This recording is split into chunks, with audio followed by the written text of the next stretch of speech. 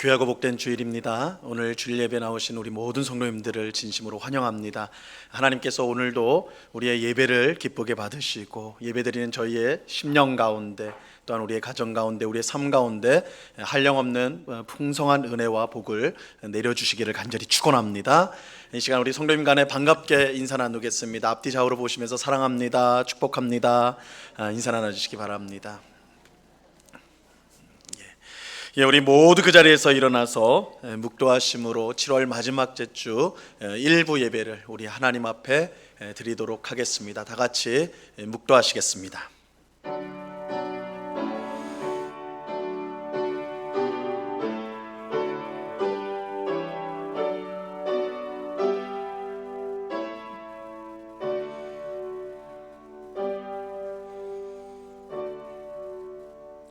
여호와께 감사하라. 그는 선하시며 그 인자하심이 영원함이로다. 아멘. 지금까지 우리의 삶을 지켜주시고 붙들어주신 참 좋으신 아버지 하나님, 감사를 드립니다.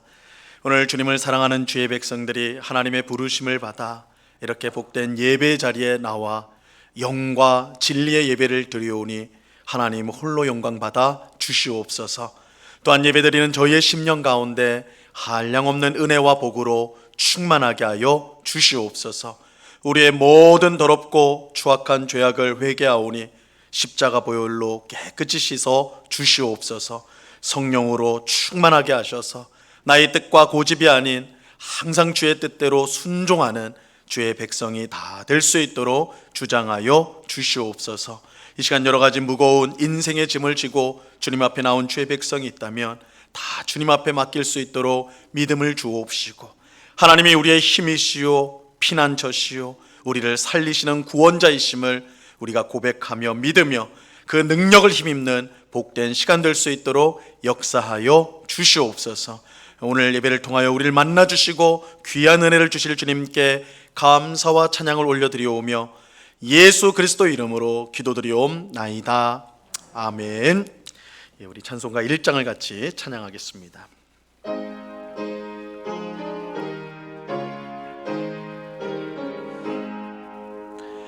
만복의 근원 하나님, 온 백성 찬송 드리고 저 천사여 찬송하세. 찬송 성부 성자 성령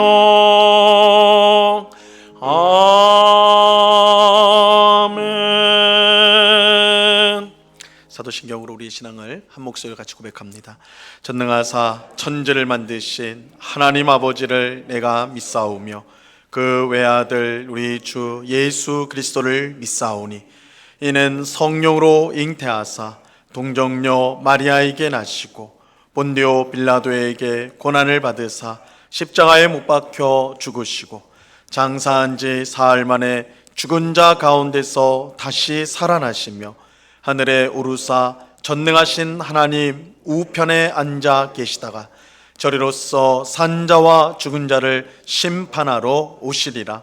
성령을 믿사오며 거룩한 공회와 성도가 서로 교통하는 것과 죄를 사하여 주시는 것과 몸이 다시 사는 것과 영원히 사는 것을 믿사옵나이다. 아멘. 우리 모두 그 자리에 앉도록 하겠습니다. 우리 찬송가 뒤에 있는 교독문 3번 시편 4편 말씀을 함께 교독하도록 하겠습니다. 교독문 3번 시편 4편 말씀입니다.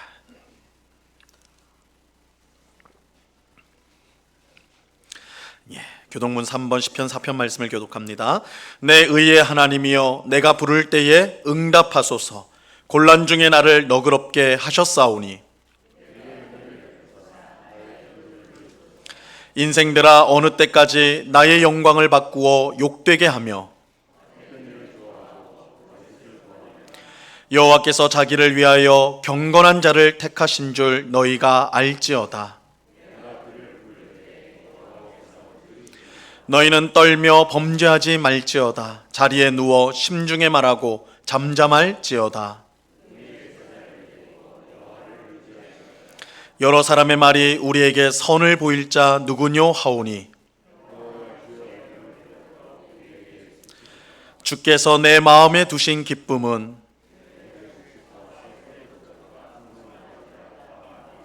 내가 평안히 눕고 자기도 하리니.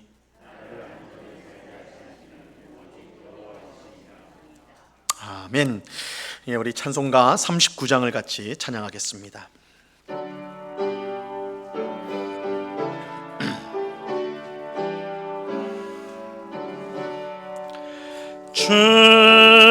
주례를 받으려 모인 성도들 주 크신 뜻 깨닫게 하옵소서. 내 고통의 멍에를 다 벗게 되니 날 구속하신 이름 찬양하리. 주리를 곁에서 인도하시니 그 거룩한 나라가 이루어지네. 저 마귀와 싸워서 늘 승리하니 큰 영광 주께 돌려 찬양하리. 주리의 방패와 차검 되시니 나 승리의 주님을 따릅니다. 큰 환난을 당할 때 늘 도우시니 승전가 높이 불러 찬양하리. 아멘.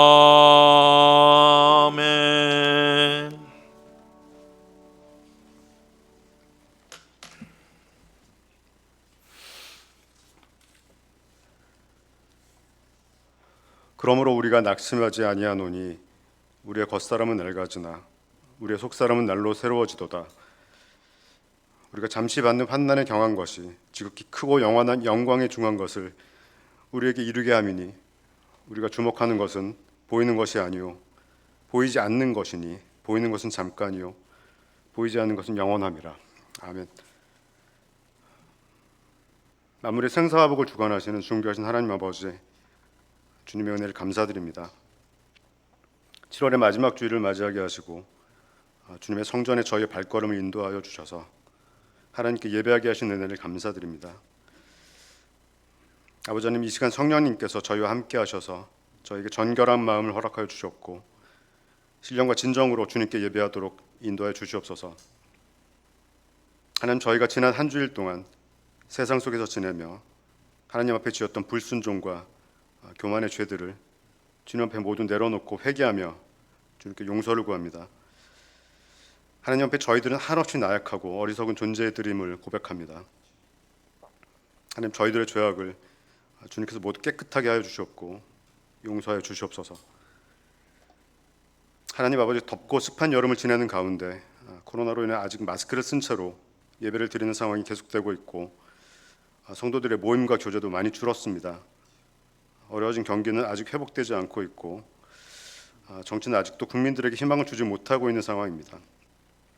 하지만 저희가 겪고 있는 이 모든 상황들은 하나님 아버지의 역사하심과 섭리하심 안에서 이루어지고 있음을 믿습니다. 그러나 하나님 아버지, 이 시대를 살고 있는 저희들이 더욱 심각한 도전을 받고 있는 것은 이런 외적인 문제들보다 저희 마음과 영혼을 더럽히고 타락시키는 음란과 탐욕의 도전임을 고백합니다. 하나님의 말씀을 왜곡하며 잘못된 신앙을 퍼뜨리는 이단들과 하나님의 복음이 자유롭게 선포되지 못하도록 또 제도화하려는 세력들과의 영적 전쟁 속에서 저희 성도 각자는 오직 하나님의 말씀을 의지하며 경건에 힘쓰고 기도하며 나아가는 중에 승리하도록 주님께서 인도해 주시옵고 붙잡아 주시옵소서. 하나님 아버지, 여름 성경학과 수련회를 앞두고 교육자님들과 주일학교 선생님들이 기도하는 가운데 준비를 하고 있습니다. 비록 예년처럼 외부로 나가서 숙박하고 식사하며 교제하지는 못하지만 주님께서 은혜를 허락하셔서 계획하고 준비하는 분들에게 지혜를 주시고 어려움이 없게 해 주시옵소서. 또한 참여하는 학생들도 성령님의 도우심으로 감동을 받아 이번 성경학교와 수련회가 영적으로는 더욱 풍성한 결실을 맺는 수련회가 될 수 있도록 주님 인도해 주시고 축복하여 주시옵소서. 이제 하나님의 말씀을 선포하실 목사님께 강권하심과 지혜를 더해 주셨고, 그 말씀을 듣는 저희들은 성령 충만하여 세상 속에서 말씀대로 순종하며 살기를 다짐하고 깨어서 분별하되 이웃사랑을 실천하는 성도의 삶을 살 수 있도록 주님께서 인도해 주시옵소서. 한 주간도 하나님의 보호하심 아래 교회 연로하신 어른들과 모든 성도님들의 건강과 안전을 지켜주시길 간절히 바라오며 모든 말씀 우리 주 예수 그리스도 이름으로 기도드립니다.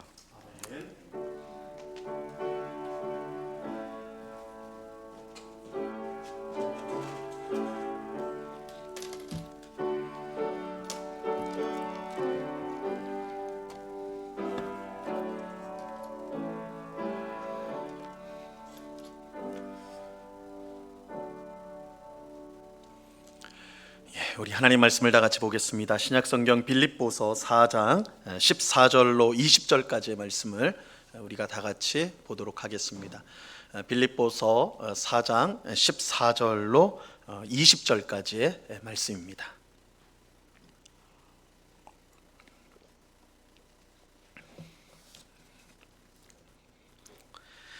빌립보서 4장 14절로 20절까지의 말씀, 하나님의 말씀을 이 시간 듣도록 하겠습니다. 하나님께서 이 시간 우리에게 주시는 하나님의 말씀입니다. 하나님의 말씀을 들으시기를 바랍니다. 그러나 너희가 내 괴로움에 함께 참여하였으니 잘하였도다. 빌립보 사람들아, 너희도 알거니와 복음의 시초에 내가 마게도냐를 떠날 때에 주고받는 내 일에 참여한 교회가 너희 외에 아무도 없었느니라. 데살로니가에 있을 때에도 너희가 한 번뿐 아니라 두 번이나 나 있을 것을 보내었도다. 내가 선물을 구함이 아니요 오직 너희에게 유익하도록 풍성한 열매를 구함이라. 내게는 모든 것이 있고 또 풍부한지라. 에바브로디도 편에 너희가 준 것을 받았으므로 내가 풍족하니 이는 받으실 만한 향기로운 제물이요 하나님을 기쁘시게 한 것이라. 나의 하나님이 그리스도 예수 안에서 영광 가운데 그 풍성한 대로 너희 모든 쓸 것을 채우시리라. 하나님 곧 우리 아버지께 세세에 무궁하도록 영광을 돌릴지어다. 아멘. 제가 독일에서 이제 1년 정도 살고 한국에 돌아왔을 때 어느 분으로부터 미국에 있는 이민교회에 이제 거기 가서 이제 목회를 할 생각이 없느냐 이렇게 이제 제안을 받은 적이 있습니다. 규모가 뭐 큰 교회는 아니었는데 그래도 이제 교회당도 있고 예배당 건물도 있고 성도들도 좋다 그 얘기를 이제 들었어요. 그래서 그 얘기를 듣고는 하나님의 뜻이 거기서 목회하는 것이 하나님의 뜻인가? 그래서 그것을 이제 묻기 위해서 기도하면서 이제 시간을 보내고 있는데 제가 평소에 잘 알던 한 집사님으로부터 연락이 왔어요. 그래서 이제 얘기를 나누다가 보니까 이제 그 교회 얘기를 저한테 이제 대뜸하시는 거예요. 목사님 그 교회 절대 가시면 안 됩니다. 절대 가면 안 된다는 거예요. 그래서 왜 그렇습니까? 그래서 이제 그 이유를 물으니까 이제 그 교회 사정을 얘기해 주는데 그 교회는 이제 미국에서 이제 자수성가한 한 장로님이 그러니까 자기 돈으로 교회를 세운 거였어요. 그러니까 한 분이 이제 예배당을 건축을 한 것입니다. 한 분이 예배당을 건축했어요. 근데 이제 그 장로님은 다른 먼 곳으로 이사를 갔다고 그래요. 그런데 이제 그분의 아들 가족이 이제 그 교회에 이제 남아 있었는데 그 아들 가족이 이제 아들이 교회에서 이제 주인 노릇을 한다라는 거예요. 주인 노릇을. 내 아버지 돈으로 지은 교회니까 예배당이니까 내가 주인이다. 그래가지고 교회에서 주인 노릇을 한다라는 거예요. 그래서 목사가 올 때마다 자기 마음에 들지 않으면 쫓아낸다는 것이죠. 그래서 저한테 이제 제안이 왔을 때도 그때도 이제 어느 목사님이 1년 전에 그 교회에 부임했다가 이제 마음에 들지 않으니까 1년 만에 쫓겨나 버린 거예요. 그래서 이제 자리가 나게 되어서 저한테까지 제안이 오게 된 것이죠. 그러니까 그런 교회는 절대 가면 안 된다. 그렇게 이제 조언을 해 주었습니다. 이 경우가 조금 극단적인 경우이긴 하지만 뭐 이런 경우는 많지 않죠. 극단적인 경우이긴 하지만 겉으로는 하나님의 영광을 위해 헌신한다고 하면서 속으로는 그것을 자신의 의로 여기는 경우가 교회 안에 있습니다. 우리가 하나님을 위해서, 하나님의 영광을 위해서 이렇게 헌신하고 봉사하고 이렇게 이제 충성하지만, 이제 우리가 드러나기는 그렇게 하지만 속으로는 그것을 자신의 의로 여기는 성도들이 있다라는 것입니다. 자신이 지금까지 헌신하고 봉사한 것을 자신의 공로로 여기고 하나님과 사람들이 인정해 주기를 바라는 것이죠. 하지만 교회에 이런 성도들이 많으면 그 교회는 결단코 하나님이 기뻐하시는 교회가 될 수가 없습니다. 여러분, 교회의 주인은 누구입니까? 여러분, 교회의 주인은 누구예요? 성경은 분명하게 말하고 있습니다. 골로새서 1장 18절 말씀에 보면 이렇게 말씀합니다. 그는 몸인 교회의 머리시라. 그가 근본이시요 죽은 자들 가운데서 먼저 나신 이시니 이는 친히 만물의 으뜸이 되려 하심이요. 여기서 이제 그는 몸의 교회의 머리다 이럴 때 그는 예수님을 말하는 거예요. 예수님이 교회의 머리시다. 예수님이 교회의 머리시다. 근데 여기서 말하는 이제 머리는, 이 머리에는 뜻이 이제 두 가지 의미가 담겨져 있는데, 근원이다. 근원이라는 뜻이 있고, 또 한 가지는 다스리는 권리가 그 속에 이제 이 머리라는 의미에 담겨져 있어요. 즉 예수님이 교회의 머리라는 것은 그가 교회의 주인이라는 거예요. 그죠? 교회의 근본이 되고 근원이 되고 또 교회를 다스리는 분이니까 주인이잖아요. 그죠? 교회의 주인이다. 그러니까 교회의 머리가 예수님이다라는 말은 예수님이 교회의 주인이다는 뜻이에요. 하지만 자신의 헌신을 공로로 여기는 사람들은 스스로를 교회의 주인으로 주장합니다. 여러분, 몸은 하나인데요, 머리가 여러 개인 사람이 있다고 생각해 보세요. 뭐 그걸 존재할 수 없겠지만 만약에 그렇다고 해서 몸은 하나인데 머리가 많아요. 몇 개가 돼요. 그럼 그게 정상적인 것일까요? 결단코 정상적이지 않겠죠. 뭐 그런 괴물은 있지도 않겠지만 그런 제대로 작동할 수도 없을 거라고요. 자신의 공로를 주장하는 사람들이 많은 교회는 마치 몸은 하나인데 머리는 여러 개인 그런 괴물과 같은 것입니다. 저마다 교회의 주인 노릇을 하려고 하기 때문에 교회가 항상 혼란과 다툼으로 어려울 수밖에 없는 것입니다. 어느 면에서 오늘날 한국 교회의 위기는 교회의 머리가 주인이 너무 많기 때문이다라고 할 수가 있어요. 성경은 오직 예수님만이 교회의 주인이라 이렇게 말씀하는데, 자기 공로를 내세우면서 주인 노릇하려고 하는 사람들이 많습니다. 물론 대놓고 내가 교회 주인입니다 이렇게 말하는 사람은 아무도 없죠. 뭐 그런 사람은 없습니다. 하지만 교회가 무슨 일을 다 하려고 할 때 하나님 뜻보다 자기 뜻을 더 주장하는, 그죠? 그런 사람, 자기가 주인인 것이죠. 기도하기보다는 자기를 지지해 줄 사람들을 모으는 사람, 뭐 주인 노릇하는 것이죠. 혹 자기 뜻이 좌절되면 교회가 잘못된 방향으로 가고 있다고 우기면서 교회를 큰 혼란에 빠뜨리는 사람, 이게 주인 노릇하는 것이죠. 오늘날 한국 교회가 목회자 세습 문제, 헌금을 유용하는 거, 독단적으로 교회를 운영하는 거, 노골적으로 정치 세력화되는 거, 이런 문제, 이런 중병에서 회복되지 못하는 것도 이 교회의 참 주인이신 예수님을 밀쳐내고 서로가 교회의 주인 노릇하려고 하기 때문에 이런 일들이 일어난 것이라 할 수가 있습니다. 이 교회의 머리가 너무 많아서요, 교회 주인이 너무 많아서 이 중병에 걸렸는데도 이거 고치질 못하는 거예요. 저마다 다른 얘기를 하니까. 사실 교회를 어렵게 하는 문제들을 해결하는 방법은 간단합니다. 간단한 방법이 있어요. 교회의 주인이 누구이냐를 모든 성도가 알고 그 주인에게 순종하면 됩니다. 교회의 주인은 예수님입니다. 목사도 아니고 장로도 아니고 그 어느 누구도 아니에요. 교회의 주인은 예수님이고 모든 성도는 주인이신 예수님의 말씀에 순종해야 합니다. 교회의 주인은 예수님이고 우리 성도는 예수님의 종입니다. 사실 이것만 분명히 해도 교회 대부분의 문제는 사라지게 되어 있다고요. 근데 제가 이제 예수님이 교회 주인이고 우린 종이다 이렇게 말씀드릴 때 우리가 종이다라는 말에 혹 기분이 상하는 분이 계실지 모르겠어요. 내가 양반 핏줄인데 무슨 종이냐? 이럴지 모르겠어요.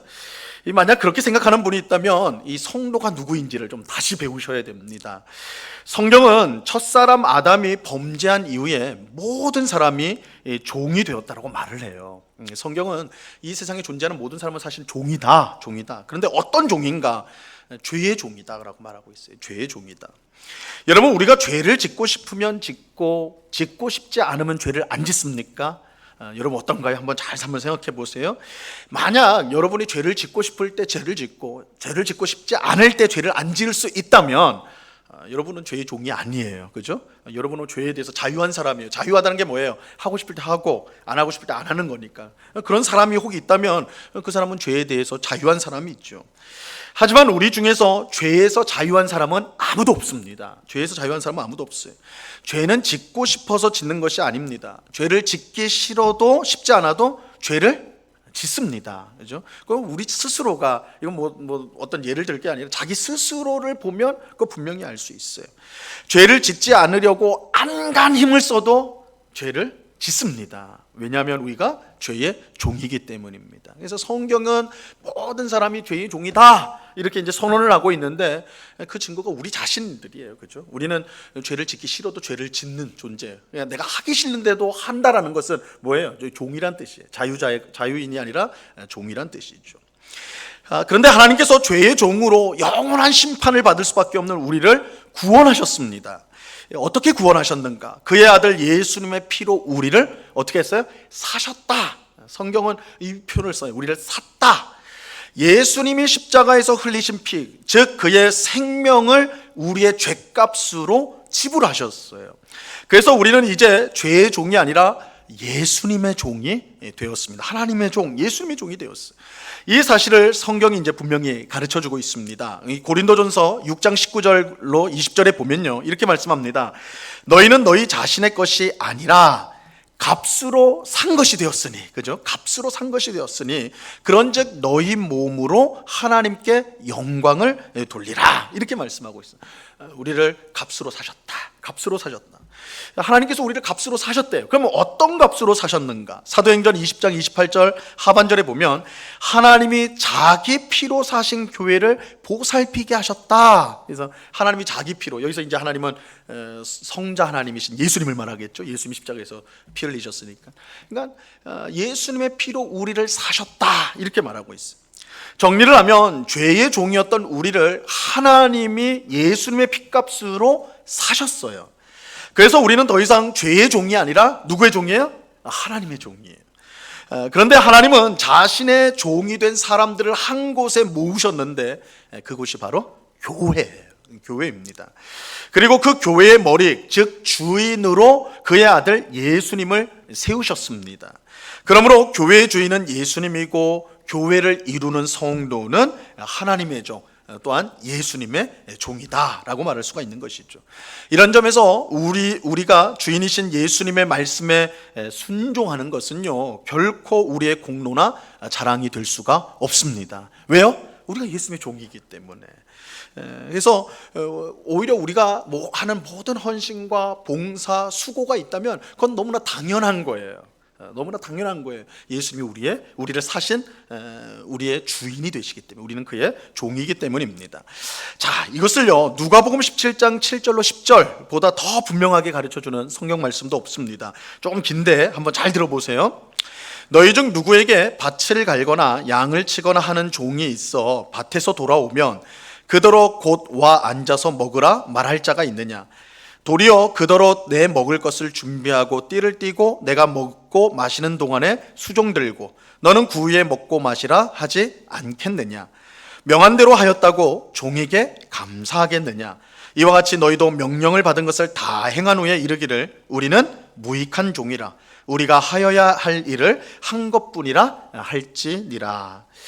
여러분, 종이요, 하루 종일 바깥에서 열심히 밭에서 일하고 돌아온단 말이에요. 딱 돌아오면 주인이 그런 종을 보고, 야, 너 나를 위해서 이렇게 많이 수고했구나, 빨리 자리에 앉아라, 내가 밥 차려줄게, 빨리 밥 먹고 자라, 이런 주인이 있냐라는 거예요. 물론 오늘날은 이 주인하고 종의 관계가 없는 사회에 우리가 살고 있기 때문에 사실 뭐 그게 당연한 거 아니냐 이렇게 생각할 수도 있겠지만, 이 종과 주인이 있는 시대에서는 이거 상상할 수도 없는 일이에요. 노예가 바깥에서 열심히 일하고 딱 집에 들어오면요, 주인이 뭐라 그래요? 아, 내가 수고했다, 내가 밥 차려줄게. 아니에요. 딱 들어온 종에게 뭐라 그래요? 야, 빨리 저녁 차려, 나 배고파, 이렇게 하는 거예요. 그럼 종이 들어와서 그 지친 몸으로 들어와서 또 뭘 해요? 주인을 위해서 또 차리는 거예요. 밥을 차리고 그 옆에 서 있는 거예요. 주인이 밥을 다 먹을 때까지 기다리는 거예요. 옆에서 수종을 드는 것이죠. 그래서 주인이 밥 다 먹고 나서 이제 쉬고 잠자리 들면 그때서야 종이 뭘 해요? 자기 밥 먹는 거예요. 자기 밥 먹는 거예요. 오늘날 우리 이 시각에서 보면 야, 그건 너무한 거 아니냐, 너무 갑질하는 거 아니냐. 그러나 주인과 종이 분명히 구별되던 시대에는 그랬단 말이에요. 그렇죠? 이 종이니까 그랬다라는 거예요. 종이니까. 예수님은 우리 성도가 바로 이런 종과 같다라고 말씀하고 있어요. 예수님의 명령을 모두 행한 후에 우리가 해야 될 말은 뭐예요? 우리는 무익한 종이라, 우리가 하여야 할 일을 했을 뿐입니다. 이렇게 말해야 된다는 거예요. 성도는 예수님의 종입니다. 더 정확하게 말하면 무익한 종입니다. 주인이신 예수님의 명령을 다 행한 후에 그것을 자신의 공로나 자랑으로 삼을 수 없습니다. 그저 해야 할 일을 했을 뿐인 것이죠. 그러므로 교회 안에서 많은 일을 했다고 해서, 내가 지금까지 수많은 교회 일을 했다고 해서, 혹은 여러 가지 직분을 맡아가지고 헌신을 했다고 해서, 그렇다고 해서 막 고개를 뻣뻣하게 들고요, 허리에 힘주고 어깨에 힘주고 목소리 크게 하면서 그렇게 교회 다니면 안 된다는 거예요. 그런 종은 세상에 존재하지 않습니다. 그죠? 그런 종은 세상에 존재하지 않아요. 그건 종이 아니라 주인이시죠. 주인의 모습이 있죠. 모든 성도가 예수님의 말씀처럼 자신이 무익한 종이라는 의식을 가지고 섬긴다면 사실 교회 안에 발생하는 대부분의 문제는 사라지게 될 것입니다. 교회 안에서 일어나는 대부분의 문제는 우리가 무익한 종이라는 사실을 잊어버리고 우리가 주인 노릇하려고 하는 데에서 발생하게 되는 거예요. 자신의 공로, 자신의 자랑을 내세우기 시작하면 그것이 반드시 다툼과 분란으로 이어지게 되는 것입니다.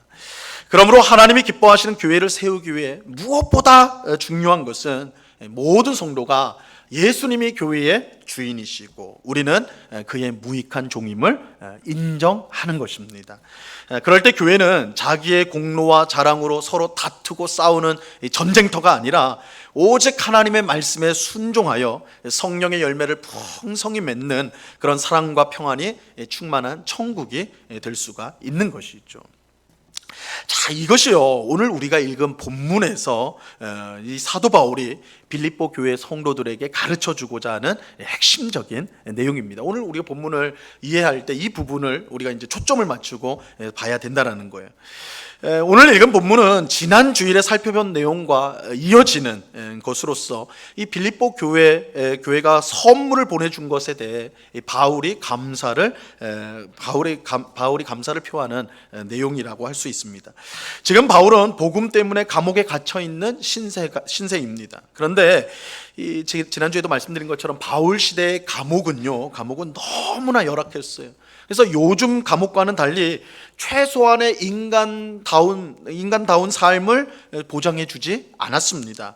필요한 것은요, 모두 자기 돈으로 구입을 해야 됐어요. 그러니까 돈 있는 사람은 그래도 잘 버틸 수 있을지 몰라도 돈 없는 사람은 영락없이 이건 감옥에서 죽어나갈 판인, 그것이 그 시대의 감옥이었어요. 이런 연약한 감옥에 갇혀 있는 바울에게 빌립보 교회가 선물을 보내주는데, 아마 이건 돈이었을 거예요. 돈을 보내줬을 텐데 이것은 이 바울에게 정말 적지 않은 도움이 되었을 것입니다. 그러니까 비유하자면 물 한 방울 없는 사막에서의 오아시스를 만난 것과 같은 거예요. 그죠? 정말 큰 도움을 입게 된 것이죠. 하지만 그럼에도 불구하고 어떤 면에서 사도 바울은요, 이것에 대한 이 감사를 표하는 데 있어서 매우 조심스러워요. 매우 조심스럽습니다. 여러분, 지난주 말씀을 한번 잘 떠올려보세요. 바울은 선물을 받고 크게 기뻐했다라고 말을 하지만 곧바로 뭐라고 말을 붙이냐면 내가 단지 궁핍하기 때문에, 내가 돈이 없기 때문에 기쁜 건 아니다, 이 말을 곧바로 붙여요. 그러면서 바울은 자신이 어떠한 형편과 상황 속에서도 자족하는 법을 배웠다, 그러니까 선물을 받고는 우리 같으면 너무 고맙다, 그게 너무 큰 도움이 되었다, 나 그것 때문에 힘이 났다, 이렇게 우리는 보통 말할 텐데, 바울은 내가 기뻤다 하면서 바로 뭐라고 하냐면, 그렇다고 해서 내가 돈이 없어가지고 그렇게 한 건 아니다, 나는 어떤 상황이든 자족하는 법을 이미 배웠다, 이 말을 이어서 하는 거예요. 그래서 유명한 말씀이죠. 내게 능력 주신 자 안에서 내가 모든 것을 할 수 있다, 이 말을 사도 바울이 고백을 했다고요. 즉 빌립보 교회가 선물을 보내주지 않았다 하더라도 자신은 언제나 기쁘고 감사한 생활을 변함없이 했을 것이다, 이렇게 말하는 거예요. 분명 사도 바울은 선물을 보내준 빌립보 교회에게 감사한 마음을 가지면서도 내가 기뻤다 그랬으니까 감사한 마음이 분명히 있어요. 그런데 그것을 분명하게 표현하진 않습니다. 그러니까 우리가 지난주 내용들을 한번 다시 곱씹어 보면 바울이 아주 선명하게 너무너무 고맙다, 너무너무 감사하다, 이 표현을 하진 않아요. 아주 조심스럽게 표현을 합니다.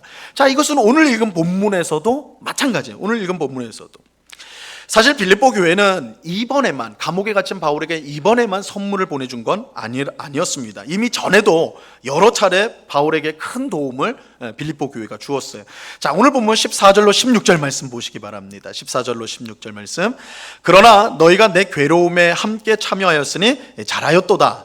빌립보 사람들아, 너희도 알거니와 복음의 시초에 내가 마게도냐를 떠날 때에 주고받는 내 일에 참여한 교회가 너희 외에 아무도 없었느니라. 데살로니가에 있을 때에도 너희가 한 번뿐 아니라 두 번이나 나의 쓸 것을 보내주었도다. 사도 바울은 원래 이제 소아시아, 지금의 이제 터키 지역이죠. 터키 지역에서 복음을 계속 전하려고 하였어요. 그런데 성령께서 막으십니다. 이상하죠. 성령이 전도하는 걸 막을 때도 있어요. 막으세요. 왜냐하면 성령께서는 이제 유럽으로 넘어가서, 이제 터키는 아시아 쪽이니까 유럽으로 넘어가서 이제 복음을 전해야 되는 그런 뜻을 갖고 계셨어요. 그래서 바울이 소아시아, 터키에 있는 것을 막으시고 이제 유럽으로 건너가도록 그렇게 인도하세요. 그래서 바울이 그것을 하나님의 뜻으로 받아들여서 유럽으로 넘어가서 이제 복음을 전하는데, 유럽에 넘어가서 첫 번째 도착한 도시가 바로 빌립보였어요. 빌립보입니다. 비록 빌립보에서 오랫동안 머물지는 못했지만 이제 루디아라는 여성에게 복음을 전하여서 그의 집에서 이제 교회를 시작하게 되고, 시간이 조금 흘러가면서 성도들이 모이는, 그래서 빌립보에 교회가 세워지는 일이 되었어요. 이제 사도 바울과 그 일행은 이제 그렇게 이제 교회가 세워지는 것을 보고 이제 좀 초기죠. 그러니까 개척을 하고 얼마 되지 않아서 또 바로 떠납니다. 어디로 가게 되냐면 이제 데살로니가라는 도시로 가게 돼요. 거기서도 이제 몇 달 머물면서 한 석 달 정도 머물렀다고 생각되어지는데, 몇 달 머물면서 복음을 전하면서 교회를 개척을 하게 돼요. 근데 바울이 데살로니가에서 전도하고 있을 때, 복음을 전할 때 빌립보 교회로부터 선물이 두 차례나 오게 돼요. 한 번도 아니고 두 번이나 오게 돼요. 사실 빌립보 교회가 큰 힘이 있는 그런 교회가 아니었어요. 방금 말씀드린 대로 이 빌립보 교회는요, 불과 몇 달 전에 개척이 된 교회예요. 바울이 몇 달 전에 그 교회를 개척한 아주 이제 진짜 그야말로 개척교회, 그죠? 개척교회, 그야말로 개척교회. 하지만 그럼에도 불구하고 데살로니가에서 전도하는 바울을 위해서 선물을 보내준 거예요. 이게 선교비겠죠. 오늘 우리 식으로 하면 선교비를 보내준 거예요. 여러분, 이거는요 대단한 헌신이 아닐 수가 없습니다. 개척교회는 자기 돌보기에도 사실은 쉽지가 않아요, 그죠? 오늘 우리식으로 하면 개척교회를 한다 그러면 뭐 처음부터 건물 짓고 하는 개척교회는 거의 없단 말이에요. 이제 어디 월세를 얻어가지고 건물을 빌려가지고 하면 월세 내야 되죠. 성도들이 많지 않으니까 헌금이 없으니까 그거 지탱하려면 그 자체로, 그러니까 교회를 지탱하는 그 자체가 어려운 게 개척교회의 현실이잖아요. 빌립보 교회도 크게 다르지 않았을 거라고 하죠. 그러니까 결코 자기 형편을만 돌아보는데도 쉽지 않은 교회가 빌립보 교회였는데, 그 바울이 데살로니가에서 복음을 전한다, 선교한다 그러니까 빌립보 성도, 몇 안 되는 빌립보 성도들이 힘을 합쳐가지고 선교비를 모아가지고 두 번이나 이렇게 도왔단 말이에요. 여러분, 바울이 빌립보 교회가 보낸 이 선교비, 선물을 받고요, 그 마음이 얼마나 감동이 되었을까요, 그죠?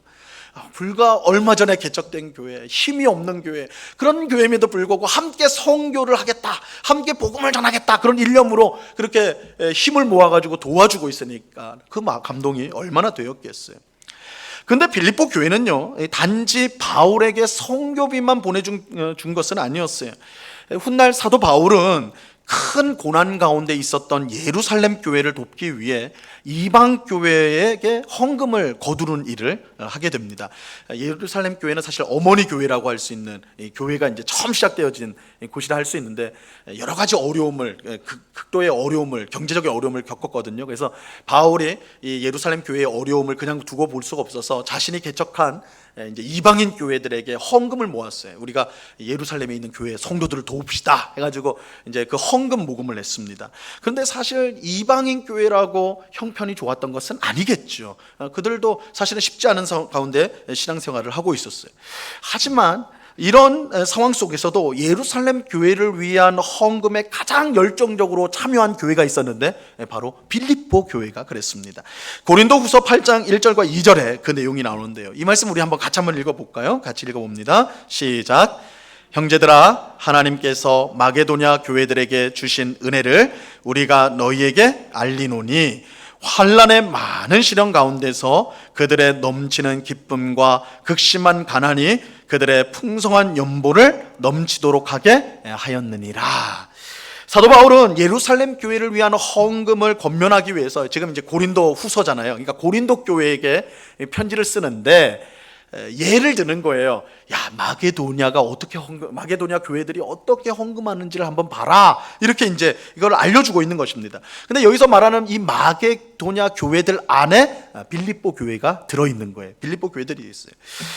예루살렘 교회를 위해 빌립보 교회가 어떻게 헌금을 했느냐. 그들은 정말로 사도 바울의 표현 그대로 풍성한 연보, 그러니까 막대한 헌금을 그들이 하였어요.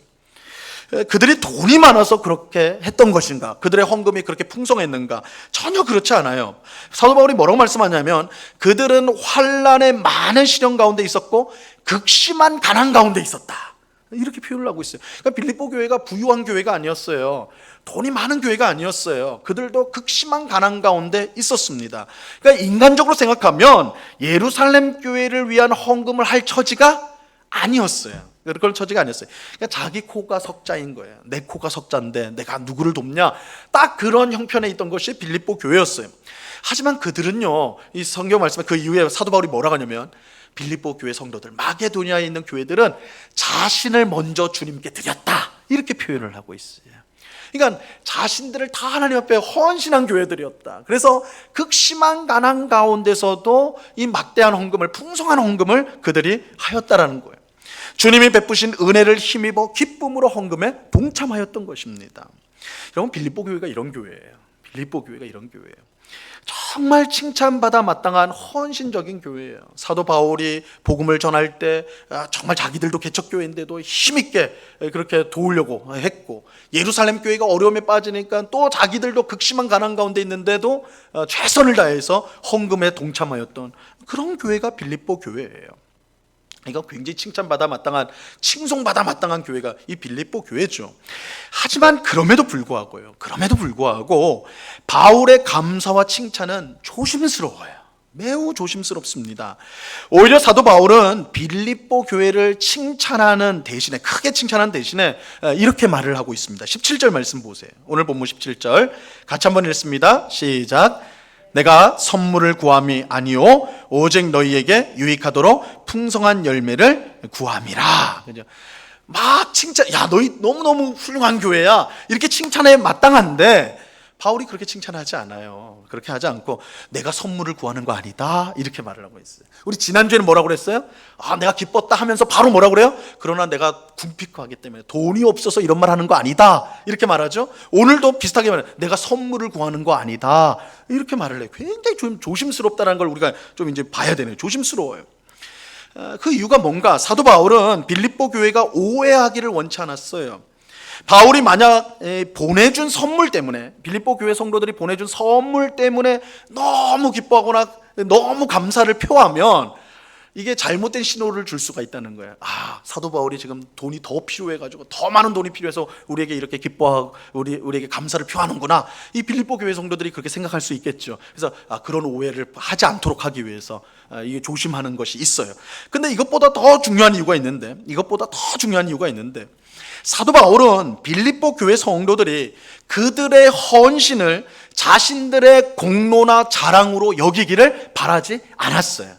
여러분, 이게 이제 핵심적인 내용이에요. 사도 바울은 이 빌립보 교회가 너무나 헌신적이라는 거, 너무나 충성스럽다는 걸 잘 알고 있었어요. 칭찬받아 마땅해요.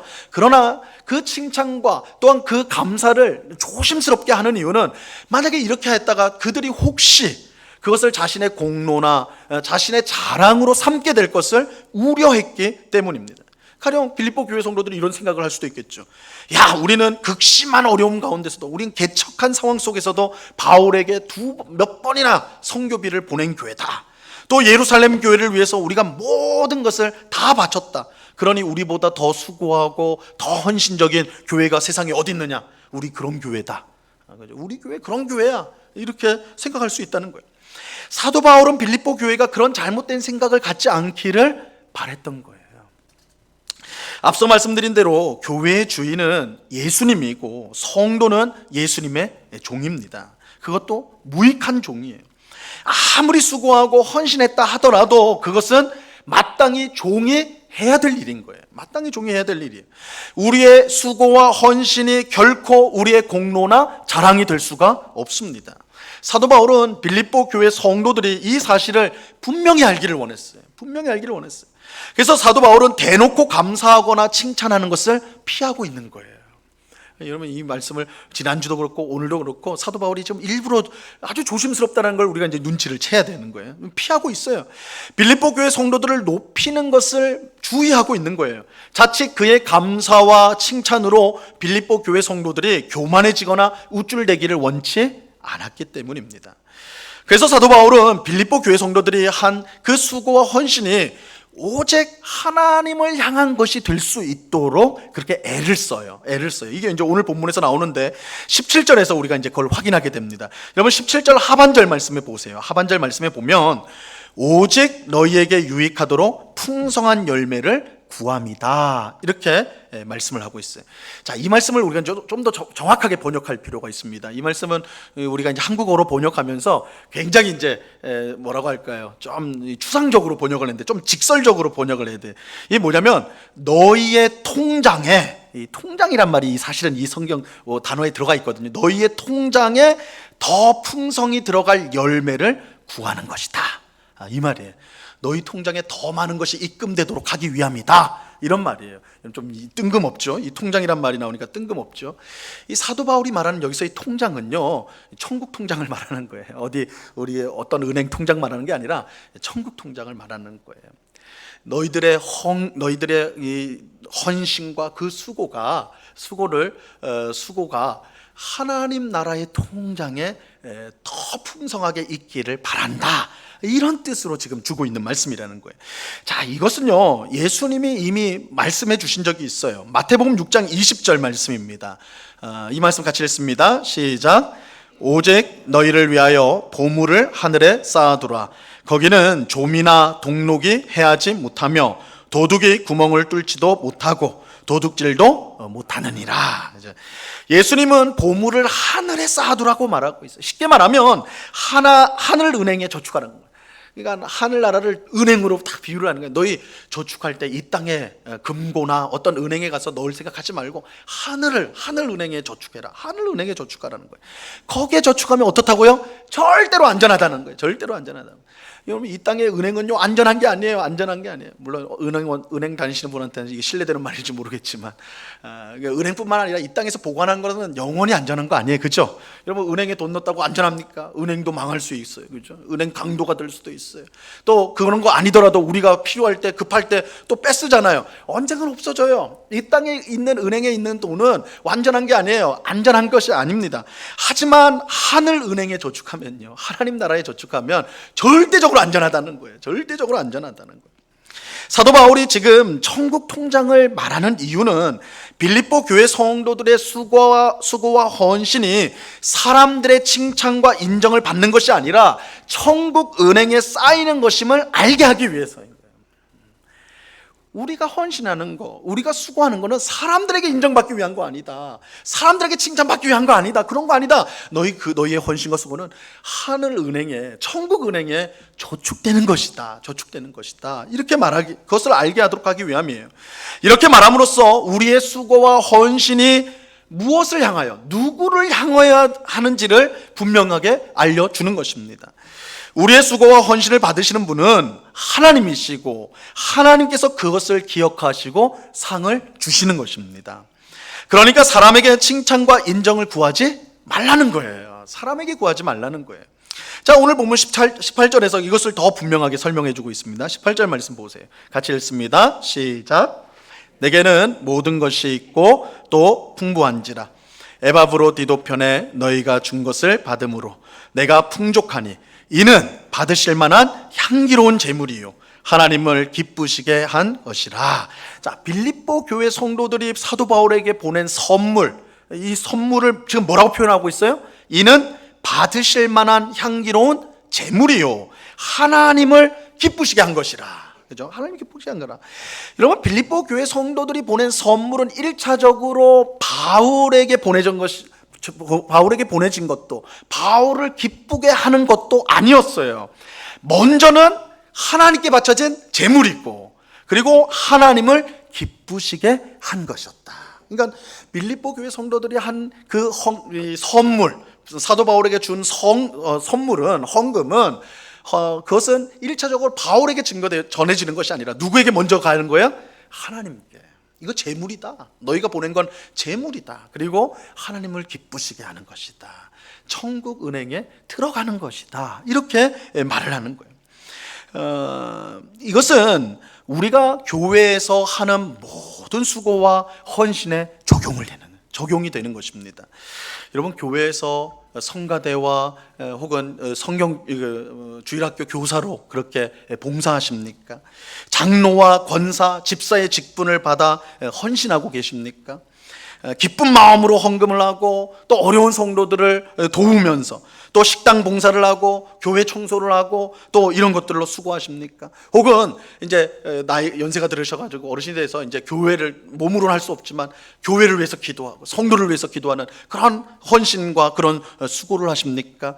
여러분, 이 모든 것을 누가 받으시는가? 이 모든 것을 누가 받으시는가? 하나님이 받으신다는 거예요. 우리가 하는 모든 수고와 헌신을 누가 받으세요? 하나님이 받으세요. 하나님이 받으세요. 여러분, 우리가 식당에서 밥을 지어요. 그거 누가 먹어요? 우리 성도들이 먹으니까 내가 성도들에게 봉사한 것이다. 그 말도 맞지만 사실은 1차적으로는 내가 하나님께 드리는 거예요. 하나님. 그렇죠? 교회 청소에 토요일마다 교회 나와서 청소를 해요. 교회를 깨끗하게 해요. 이게 성도들을 위한 것이기도 하지만 사실은 본질적으로는 하나님을 위한 거예요. 하나님이 받으시는 거예요. 그래서 사도 바울은 이것을 하나님이 받으시는 향기로운 제물이고 하나님을 기쁘시게 하는 것이라. 하나님을 기쁘시게 하는 것이다. 그렇게 말하는 거예요. 하나님이 받으시고 하나님이 기뻐하세요. 우리 입장에서는 천국 은행에 우리가 보험화를 입금하는 거예요. 입금하는 거예요. 여러분, 이것을 아는 것이 너무나 중요해요. 그래야 교회에서 수고하고 헌신할 때 낙심하거나 실망하지 않습니다. 여러분, 우리가 교회 일을 열심히 한 후에 실망하고 낙심하는 이유가 무엇입니까? 사람들이 알아주지 않기 때문이죠. 열심히 봉사했는데도 아무도 알아주지 않아요. 그러면 그리고 무시하는 것 같아. 그러니까 시험에 드는 거예요. 실망이 되는 거예요. 그런데 반대로 우리가 수고하고 헌신한 것을 사람들이 알아줘도 그것도 문제가 돼요. 안 알아줘도 문제지만, 안 알아줘도 시험에 들지만, 알아줘도 시험에 들어요. 우리가 금방 어떻게 돼요? 사람들이 다 알아주면, 야, 저 집사님 저 너무너무 수고해, 너무 대단한 사람이에요, 우리 교회 기둥이야, 저 사람 없으면 교회가 안 돼, 이런 칭찬을 잘 들으면요, 그 마음이 어떻게 하기 쉬워요? 우쭐해지기 쉬워요. 교만해지기 쉬워요. 그리고 그 어느덧 자기 목소리가 커지는 거예요. 교회 안에서 목소리가 커져요. 주님의 뜻보다는 자기 뜻을 앞세우게 돼요. 이런 일들이 일어나게 돼요. 이처럼 우리의 수고와 헌신이 사람을 향할 때 반드시 문제가 생겨요. 그래서 사도 바울은 우리의 수고와 헌신이 하나님을 향한 것이고 하나님께 바치는 제물이며 하나님을 기쁘시게 하는 것임을 강조하는 거예요. 여러분, 우리는 사람을 향해서는 철저히 무익한 종이라는 의식을 가져야 돼요. 무익한 종이다. 우리가 아무리 많이 수고하고 헌신했다 하더라도 우리는 무익한 종으로서 해야 될 일을 마땅히 했을 뿐인 거예요. 마땅히 했을 뿐이에요. 해야 될 일을. 그것이 우리의 공로나 자랑이 될 수가 없는 것이죠. 하지만 하나님을 향해서는 그것이 천국에 쌓인 보물이라는 것을 알아야 돼요. 우리가 천국의 보화를 쌓는 일이라는 것을 우리가 알아야 돼요. 하나님이 우리의 수고와 헌신을 기쁘게 받으세요. 우리의 수고와 헌신을 기쁘게 받으세요. 우리의 수고와 헌신을 잊지 않으시고 칭찬과 상을 분명히 주십니다. 물론 우리가 이제 꼭 기억해야 될 것은 하나님께서 이처럼 우리의 수고와 헌신을 기쁘게 받으시고 상을 주시는 것은 우리가 한 헌신과 수고가 정말로 그런 상을 받을 만한 가치가 있기 때문은 아니에요. 사실 그런 건 아니에요. 하나님이 보실 때 하나님이 무슨 부족함이 있습니까? 하나님이 우리에게서 뭘 얻어내겠어요, 그렇죠? 그러니까 사실 우리가 하는 헌신과 수고는요, 하나님 앞에 하나님을 유익하게 하고 하나님을 어떻게 대단하게 할 그런 자랑할 만한 것은 전혀 아닙니다. 근데 하나님이 그럼에도 불구하고 우리를 칭찬하시고 상을 주시는 것은 그렇게 하시기로 결정하셨기 때문이에요. 하나님이 우리를 너무너무 사랑하시고 하나님은 우리가 복되기를 너무너무 기뻐하시기 때문에 우리가 하는 일이 별로 가치가 없는 일임에도 불구하고 하나님을 위하여 우리가 헌신하고 수고할 때 그걸 하나님 너무너무 기쁘게 받으시고 거기에 상을 주신다는 거예요. 거기에 가치가 있기 때문이 아니라 우리를 귀하게 여기시기 때문에. 사도 바울은 빌립보 교회 성도들이 보여준 수고와 헌신이 사람을 향하지 않고 오직 하나님을 향하기를 바랬습니다. 그들의 수고와 헌신이 그들을 교만하게 만들고 교회에서 주인 노릇하도록 하지 않도록 하기 위함이었습니다. 대신 그들의 수고와 헌신이 오직 하나님을 향하기를 원했어요. 너희가 하는 수고와 헌신은 너희가 나한테 선물을 보내줬는데 내가 기쁘고 내가 고맙고 그 차원 아니다. 그거 하나님을 향한 것이다. 너희가 한 것이 너희의 헌신이 너희의 수고가 하나님을 향한 것이다. 하나님 너무너무 기뻐하셨다. 하나님 기뻐하셨다. 하나님이 칭찬하신다. 하나님이 상을 주실 것이다. 이렇게 말하는 거예요. 오직 하나님만이 우리의 수고와 헌신을 받으시기에 합당한 분이시고 또 우리의 수고와 헌신을 기쁘게 여겨서 우리에게 더욱 풍성한 복을 주실 분이 하나님이시기 때문입니다. 자, 19절 말씀을 보세요. 사도 바울이 이렇게 이제 결론을 맺습니다. 19절 말씀 같이 읽습니다. 시작. 나의 하나님이 그리스도 예수 안에서 영광 가운데 그 풍성한 대로 너희 모든 쓸 것을 채우시리라. 그죠? 여러분 보세요. 사도 바울이 선물을 받은 거예요, 그죠? 그럼 바울이 갚아야 될 거 아니에요. 근데 누가 갚는다고 그래요? 하나님이 갚는다. 하나님이 채워주실 거라고 그러잖아요. 왜요? 바울에게 준 게 아니니까. 누구에게 준 거예요? 빌립보 교회 성도들이 보내준 선물은 누구를 향한 거예요? 하나님이요. 하나님이 받으시는 향기로운 제물이요 하나님을 기쁘시게 한 것이기 때문에 하나님이 너희에게 풍성히 채워 주실 것이다. 이렇게 말을 하는 거예요. 우리의 헌신, 우리의 수고는 언제나 하나님을 향한 것이요 그것이 하나님을 기쁘시게 하는 것이요 그래서 하나님이 우리에게 채워 주시는 것입니다. 오늘 예배하는 우리 모두가 하나님을 바라보며 수고하고 헌신할 수 있게 되기를 간절히 바랍니다. 여러분, 주님을 위해서 우리에게 주신 이 한 번의 인생이 있는데 우리 자신을 위해서만 이 땅을 사는 것은 참 그리스도인이 아니에요. 여러분 기억하세요. 우린 종이에요. 그렇죠? 예수님의 종이에요. 그러니까 우리의 삶을 우리 것이라고 생각하면서 나를 위해서만 살아간다. 그건 참 성도라고 말할 수가 없어요. 우린 예수님을 위해서 살아야 돼요. 예수님을 위해서 살아야 돼요. 그런데 예수님을 위해서 이렇게 수고하고 봉사를 하는데 그것이 사람을 향해 가지 않도록 조심하셔야 돼요. 사도 바울이 그걸 너무너무 조심하고 있는 거예요. 우리의 수고와 헌신은 언제나 누구를 향해요? 하나님을 향해 가야 돼요. 하나님께 드리는 제물이요 하나님을 기쁘시게 하는 것이다. 우리가 그런 의식을 가질 때 우리는 어떤 상황 속에서도 주어진 자리에서 주님께서 주신 사명을 잘 감당할 수가 있게 될 것입니다. 여러분, 우리는 무익한 종입니다. 마땅히 해야 될 일을 할 뿐입니다. 그렇죠? 그래서 누가 교회 안에서 칭찬하거든 꼭 그렇다고 해서 칭찬하지 마 이렇게 할 필요까지는 없겠지만 우리 속으로는 내가 마땅히 해야 될 일을 했을 뿐이다. 나는 무익한 종인데 나는 마땅히 해야 될 일을 했을 뿐이다. 사람에 대해서는 그렇게 생각하시고 하나님을 향해서는 하나님이 기쁘게 받으심을 감사하면서 내가 하늘의 보물을 쌓는 삶을 내가 앞으로도 살아야 된다. 이런 마음을 가지고 더욱더 헌신을 해야 될 것입니다. 자, 이러한 사실을 우리의 마음에 새기고요 우리의 주어진 자리에서 변함없이 수고와 헌신으로 주님의 교회와 성도들을 세워가는 오늘 우리 모두가 될 수 있기를 우리 주님의 이름으로 간절히 축원합니다. 기도하겠습니다. 하나님 아버지 감사합니다. 사도 바울이 감옥에 있으면서 빌립보 교회 성도들이 보내준 귀한 선물을 받았습니다. 얼마나 기특하고 얼마나 감동적이며 얼마나 감사한, 정말 칭찬받아 마땅한 일인지요. 그럼에도 불구하고 사도 바울은 매우 조심스럽습니다. 왜냐하면 이 일이 사람에게 한 일이 될까봐, 사람에게 칭찬을 받고 인정을 받는 일로 열매 맺을까봐 그는 조심하였습니다. 우리의 모든 수고와 헌신을 받으실 분은 오직 하나님이십니다.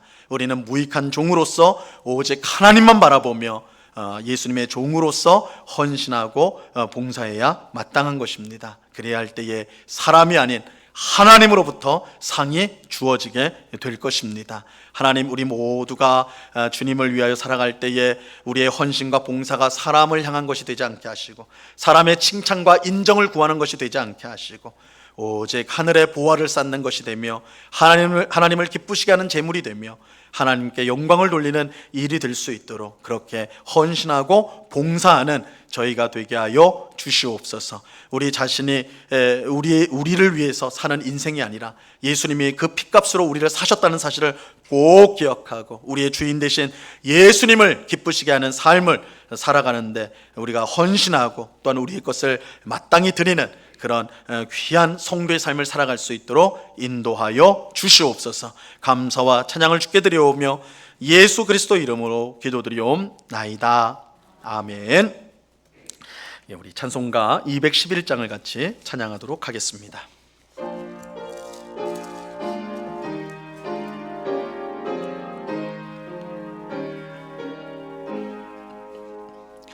값 비싼 양유를 주께 드린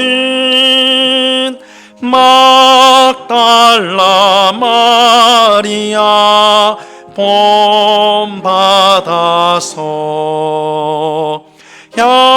향기로운 산재물 주님께 바치리 사랑의 주네 주님께 연약한 자에게 힘을 주고 어두운 세상에 빛을 비춰 성실과 인내로 내 영제 이끌리 사랑의 주 내 주님께 두려운 마음에 소망 주고 슬픔에 쌓인 자 위로하며 길 잃은 자들은 친절히 이끌리 사랑의 주 내 주님께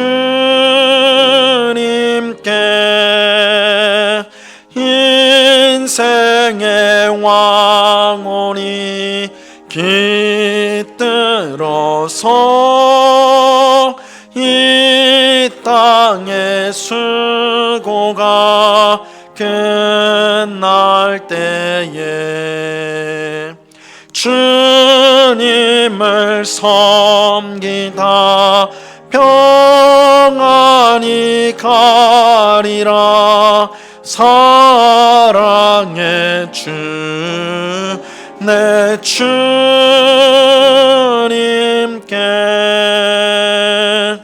아멘. 하나님께 감사를 드립니다. 기도 들으시며 돌보시는 아버지 하나님 감사드립니다. 원하는 대학원에 진학할 수 있도록 인도하시고 과정 내내 함께 하실 하나님께 감사와 찬양과 영광을 돌립니다. 하나님의 은혜에 항상 감사드립니다. 항상 감사합니다. 범사에 감사합니다. 같이 기도하겠습니다. 하나님 아버지, 지난 한 주간도 하나님의 은혜로 우리를 지켜주심 감사합니다.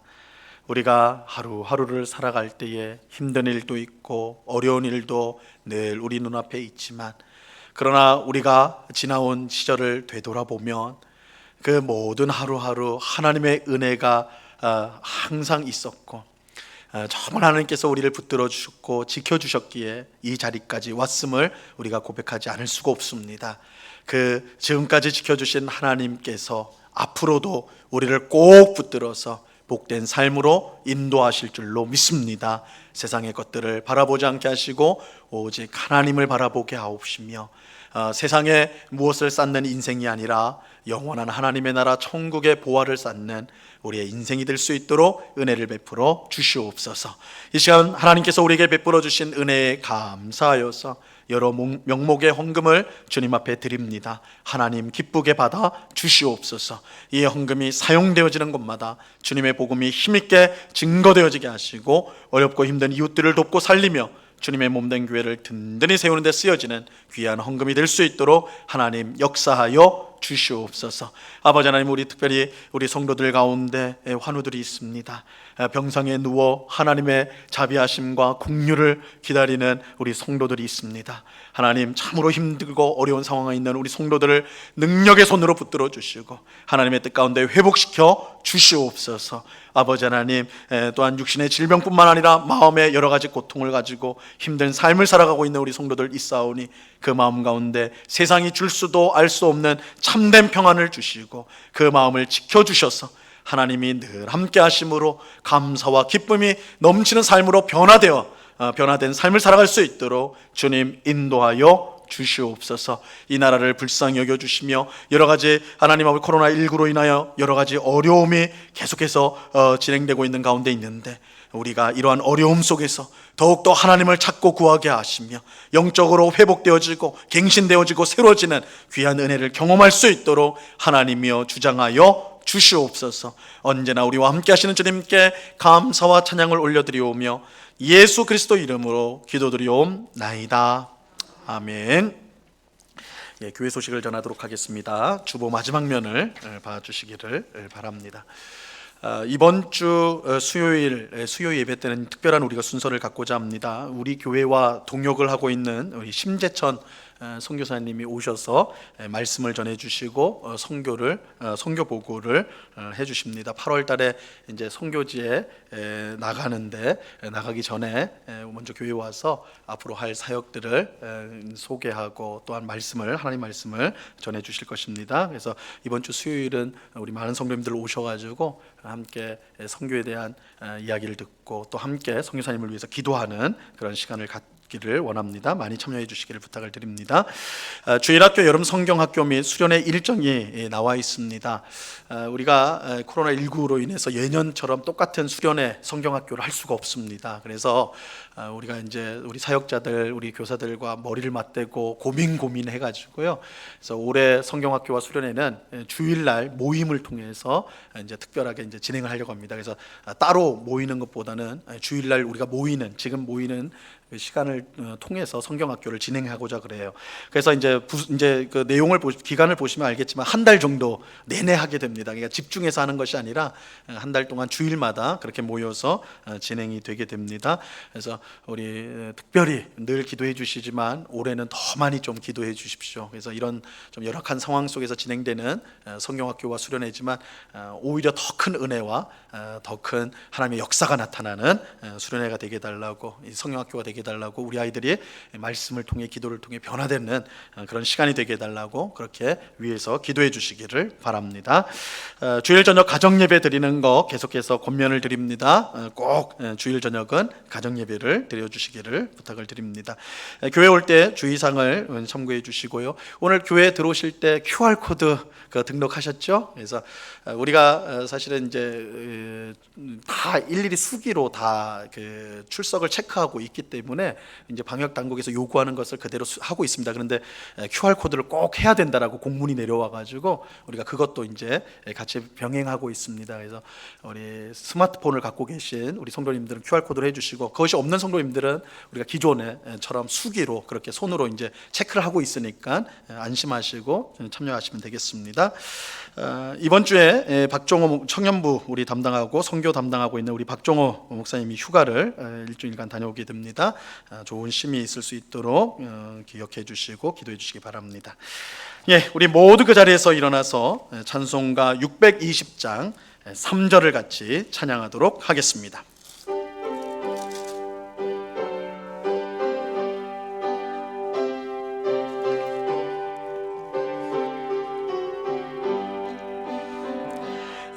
여기에 모인 우리 사랑받는 주의 자녀라, 주께서 뜻하신 바 우릴 통해 펼치신다. 고통과 슬픔 중에 더욱 주님 의지하오니 어려움 이겨내고 주님 더욱 찬양하라.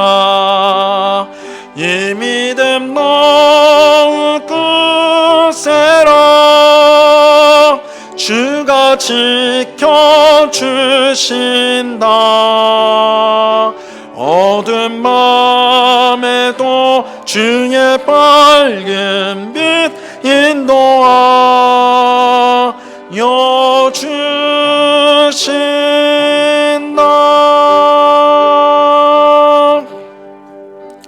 지금은 우리 주 예수 그리스도의 은혜와 아버지 하나님의 극진하신 사랑과 성령 하나님의 교통하심과 충만케 하심과 늘 동행하심이 우리는 무익한 종이라 해야 될 일을 하였을 뿐이라는 고백을 가지고 이 땅이 아닌 하나님 나라의 보물을 쌓는 삶을 통하여 하나님이 채워주시는 복된 삶을 날마다 날마다 살아가기를 그 마음에 소원하고 다짐하는 주의 사랑하시는 모든 성도들의 심령 위에, 그 가정 위에, 그 일터 위에, 주님의 몸된 교회 위에 이제로부터 영원토록 함께하기를 간절히 축원하옵나이다. 아멘.